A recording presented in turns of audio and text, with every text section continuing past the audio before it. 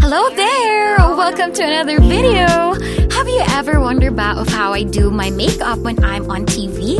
Or gawonder mo sa mga makeups nga akong gagamiton? Or do you want to know how I style my hair? Well, stay tuned on this video for some tips and tricks. This is my 10 easy steps to follow for my TV hosting makeup routine. Ta-da! Ta-da! Ta-da! Hello there everybody! Welcome to another video. Kini si Maria Feelingera once again. Magfiniling na sad karon because tungod aning staycation mode nato no house arrest. Naka-decide ko to share to you guys and to shoot a vlog on how do I make over myself when I get the chance nga mag-TV guest host sa Pamahaw Espesyal. By the way, mo gini akong pinakawa nga chance nga maka-sit down video nga maghatag og not naman tutorial pero showing to you on how do I make over myself. So please bear with me kay medyo challenge ko ani kay dili ba tagwapa on camera. Sure. Okay, so siguro akong first na buhaton is to show to you the things, the makeups that I'm using kung mag-TV guesting ko. Well, definitely, isa na sila kung not on TV and off TV. Off cam. On camera. Kini siya. Okay, so, kini siya nga bag. And, nahahati ito sa dalawang parte. So, kung abrihan mo siya, tadan! Na siya sulod nga cash joke.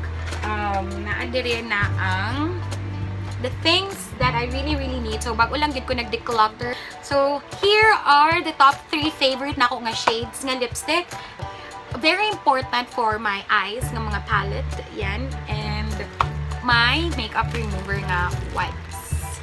Good! Alright. So, the first thing I do is to get my hair out to my face. Alright. Yuck! Naku, kay ko dagway! Alright, so just recently, I have a new favorite primer at the same time, foundation in one. Beauty Derm Kagandi or sent it to me through Ma'am Edna. Alright, so muna niya siya akong ginagamit. So kanya niya, niya siya sa ako in life. Okay, very gaan siya sa face. At the same time, grabe yung coverage. Okay, so yun. So let's start applying it.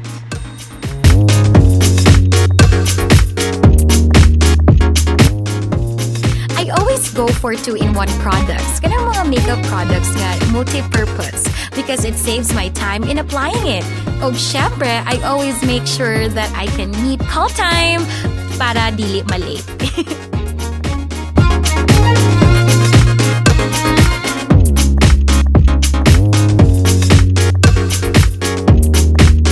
There you go! I have dabbed evenly ang primer plus foundation. The next thing I do is the kilay. And by the way, share ko lang when it comes sa makeup on TV, especially morning show, remind ko always nilang put in or wear a bright and light makeup lang para fresh ka tanawon, para mo nag-woke up like this lang. Kaya I remember kaniyadto nga grabe first, I think it was my first TV guesting grabe ako ang eyeliner nga black here. So funny ka ito.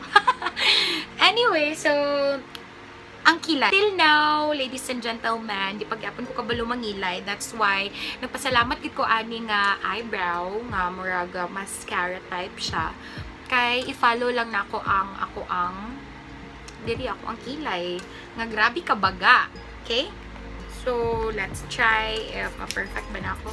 Pero usually, guys, digit ko ga-effort kaayo sa ako ang kilay.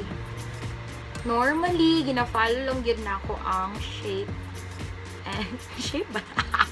So, kung makita ninyo, grabe ka baga ako ang kilay. And, wala pa na siya nakuhaan. Yun o! So, there you go. Murag, okay na ko, ani. Satisfied na ko sa ako ang kilay. Inana ko mangilay, guys. So, mura to siya. Ano kilain maingon? Mura to siya. And nga pala, the next thing I do is to put face powder after I paguman ako butang or pagpangilay. Yeah, face powder. Ayan. So, inani na ako ang face. So, kita ninyo no nga, di na ako ginapil akong liog kay nag-allergies ako ang liog. Alright, and the next thing I do is to color my eyes. Most of the time, if on cam ko, especially morning shows, Pamahaw Espesyal, I really use nude colors lang sa eyes. Normally, di ko gamit yung brush, and I only use my fingertips. Yan. So first, akong gina-base ng very dark. I don't play much with my eyes because una, I don't know how to do it professionally, pero the main reason talaga is I have small eyelids.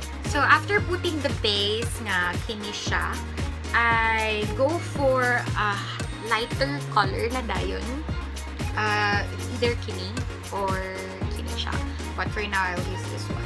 So diri siya sa sulod gamay. Sulod gamay! Nudes and light colors are the best go-to shades for a daylight setting.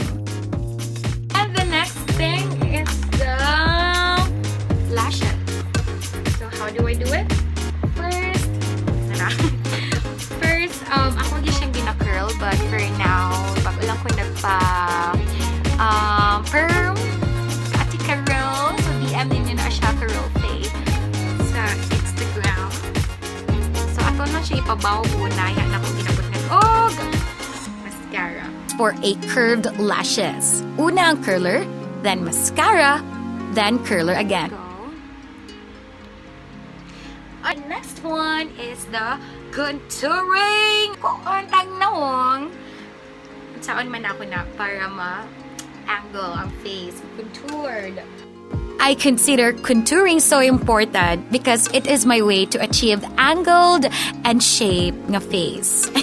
Well, at least naman mugamay sabang ako ang dagway ba? So, I map my face from left to right temples, under my cheekbone, sako ang chin, sako ang jawline, syempre para matago ng double chin diha, and lastly to my forehead. And I blend it with my brush. After that, I sealed it using my face powder. Yan. Ta-da! Ta-da! Ta-da! There you go. So I'm done with the contouring and actually almost done agad ko. Ako pong kinabutang is ang nose line. Sometimes kinapuli-puli na ako sila, but I have two favorite shades. Kini siya and this one. But I guess I'll be using this one, kini siya shade.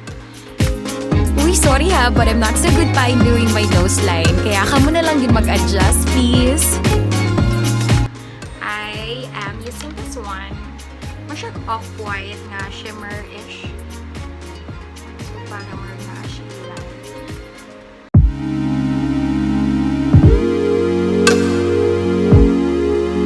Kamo na lang mag-adjust kung nakita ninyo ang difference na yung nose line na wala, pero na-nose line na siya. Dito na din ta sa pag-wear na ako blush on. Dili ko fan of pink blush on. I go to this blusher na marag mo ning kita ko ang best choice. Nainitan lang. I've been a fan of a light brown blush. Kay makuha na ko ng enough freshness. And for me, it complements the colors I put on my eyes. This time, magbutang din ko sa ko ang highlighter. First area here, inside, diba? Nag-glow-glow siya. So recently lang gid ko nag-practice of putting highlights on my face, and I really appreciate the glow effect and how it makes my face alive.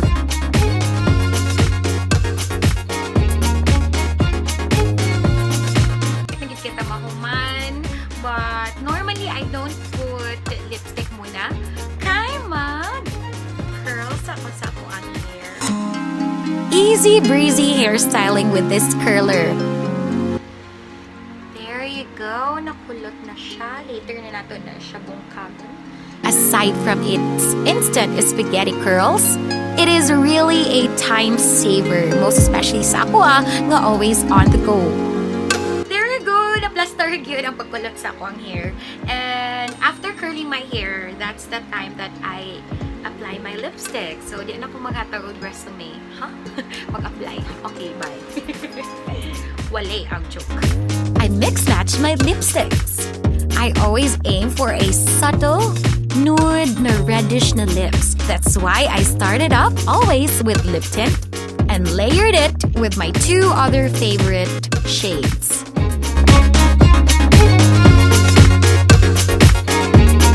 And after putting on my lipstick, I sealed everything again with my pressed powder.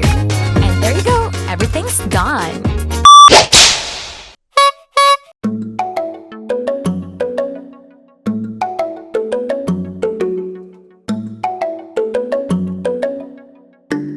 And there you go, that's my 10 easy steps to follow for my TV hosting makeup routine.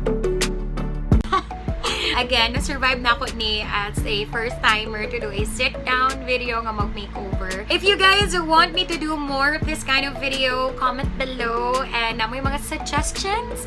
I would be glad to read it and ma-appreciate it kayo na ko na. Don't forget to like and subscribe. Check more on my videos sa akong YouTube channel.